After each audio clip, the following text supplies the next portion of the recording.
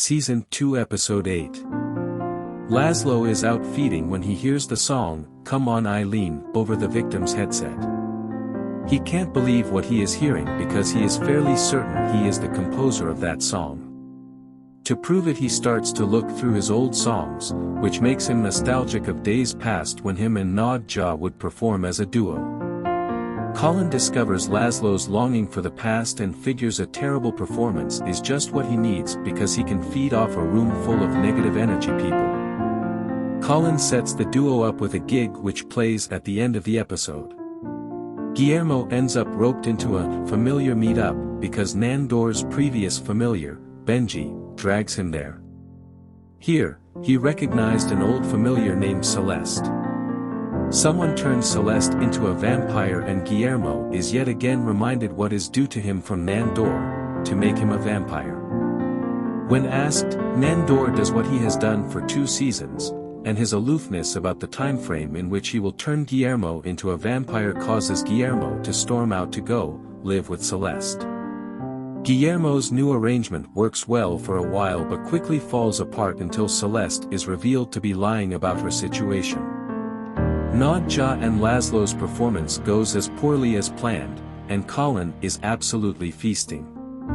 Laszlo and Nadja's show takes a dramatic turn when the duo plays their original, and everyone knows the song. The song is actually Kokomo by Beach Boys. Season 2 Episode 9. A group of beautiful witches capture Nandor and Laszlo. The witches wish to use the vampires for their semen, needed to make a potion of youth. This sounds like a dream come true for Laszlo, although he quickly finds out that it's not as pleasurable as he thought it up to be. Meanwhile, Colin and Nadja are caught outside the witch's shop and imprisoned, alongside Guillermo, who was probably only caught because of Colin and Nadja. Guillermo finds his way out of the cell but is outnumbered and outgunned by the witches.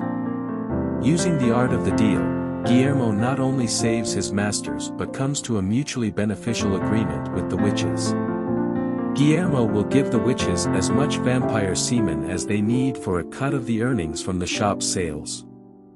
Season 2 Episode 10. Nandor is trying to beckon Guillermo to help Nandor out of bed, but there is no response. Nandor finds a note from Guillermo which just reads, "Sorry." The vampire house on Staten Island quickly turns into a shithole, with blood carpeting the ceiling, the walls, and well, the carpet. There are the drained corpses of the vampires feeding victims sprawled out on couches, the floor, etc. The vampires receive an invitation to the noblest gala known to vampires, the Nouveau Theatre de Vampires.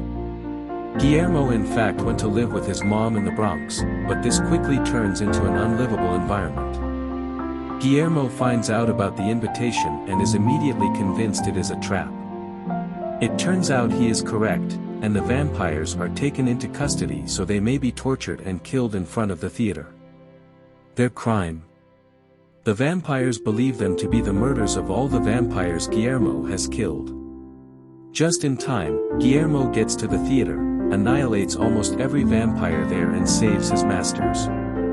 As you can imagine, Nandor, Laszlo, Nadja and Colin are happy Guillermo saved them, but shocked by Guillermo, who is now wearing his heart on his sleeve, figuratively.